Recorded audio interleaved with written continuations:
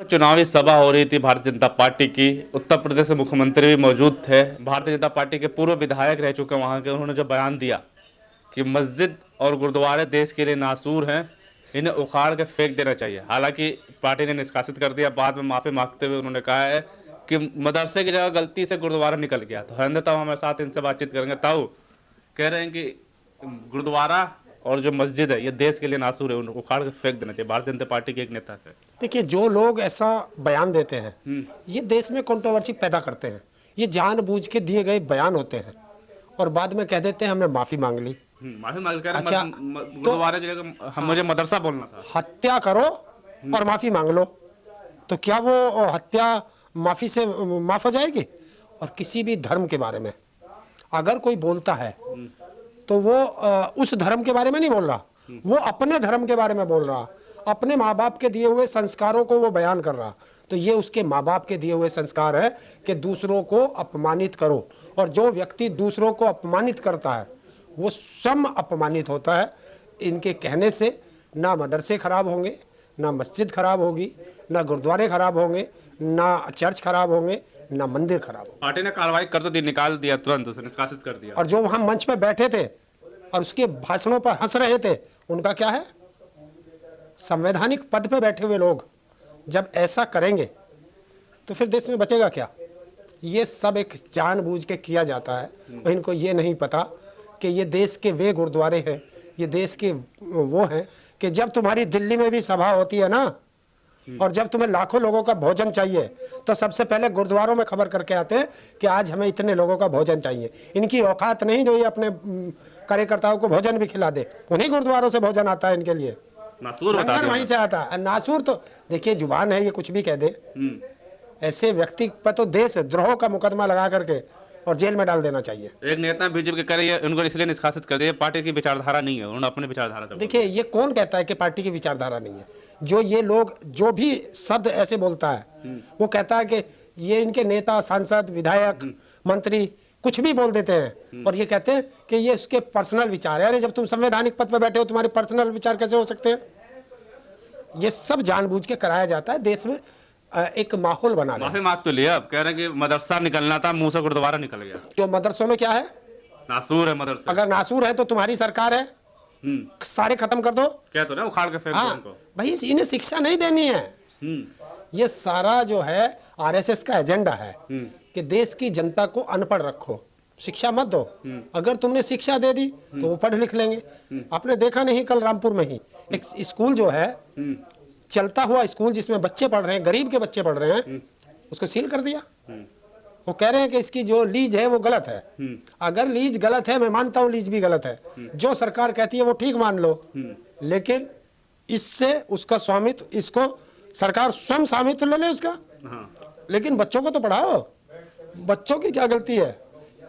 तुम्हारे बस की तो स्कूल खोलने है नहीं, दूसरा खोलेगा तो उस पर तुम ताले लगाओगे, क्योंकि तुम्हें शिक्षा नहीं देनी, तुम्हें बच्चों को अनपढ़ रखना। शिक्षा नहीं देनी इनको ना। बताओ ना, इन्होंने कितने स्कूल खोले आज तक? है कोई स्कूल खोलने का इनका? कोई यूनिवर्सिटी बनाने का है? क्या कहते हैं, रोज यूनिवर्सिटी बन रही है, हर हफ्ते आईआईटी बनती है। देखिए, वो चांद पे बन रही हो तो मुझे पता नहीं। चांद बन रही है? हाँ, वहीं बन रही होगी, क्योंकि ऐसे ही बन रही होगी जैसे अभी बिहार में तुमने वहाँ एयरपोर्ट देख लिया था, एम्स देख लिया था, ऐसे बनते हैं। दिखते नहीं है क्या ये? अगर ये उत्तर प्रदेश में बोलेंगे तो बताएंगे बिहार में कर दिया, झारखंड में कर दिया, या महाराष्ट्र में कर दिया। और जब महाराष्ट्र में बोलेंगे तब उत्तर प्रदेश की बात करेंगे। तो ना महाराष्ट्र वाले उत्तर प्रदेश देखने आते, ना उत्तर प्रदेश वाले महाराष्ट्र देखने जाते। तो जनता का बेवकूफ बनाओ, और वही ये बीजेपी करती है। बीजेपी का मेन काम है कि जनता को बेवकूफ बनाना, जनता को असल मुद्दों से भटकाना, यही इनका काम है। लेकिन चुनाव प्रचार में जब गए तो चुनाव प्रचार में विकास की जगह ये मस्जिद, गुरुद्वारे और मदरसे का क्या काम? जब इन्होंने कुछ किया ही नहीं।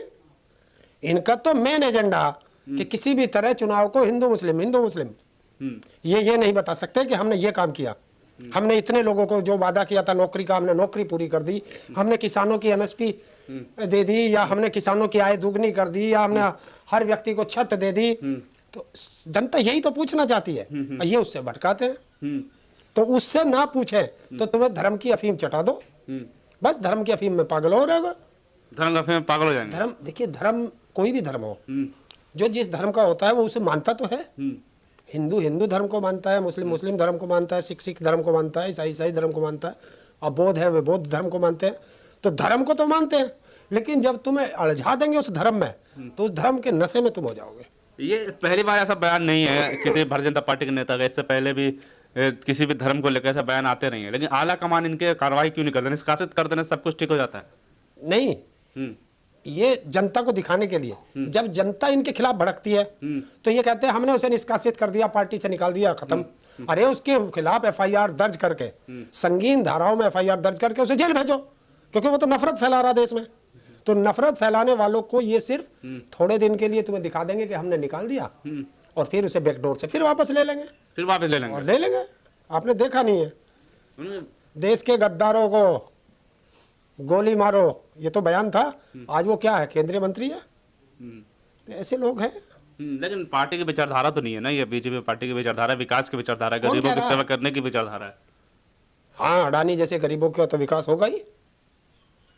इनका काम है जनता को गरीब रखो, जनता को अनपढ़ रखो, और उद्योगपतियों को, अपने मित्रों को सारा देश दे दो, ये इनकी विचारधारा। एमपी में प्रचार करते प्रधानमंत्री कहते हैं ना कि कांग्रेस की सरकार है जो मुसलमानों के लिए काम करती है, हम गरीबों के लिए काम करते हैं।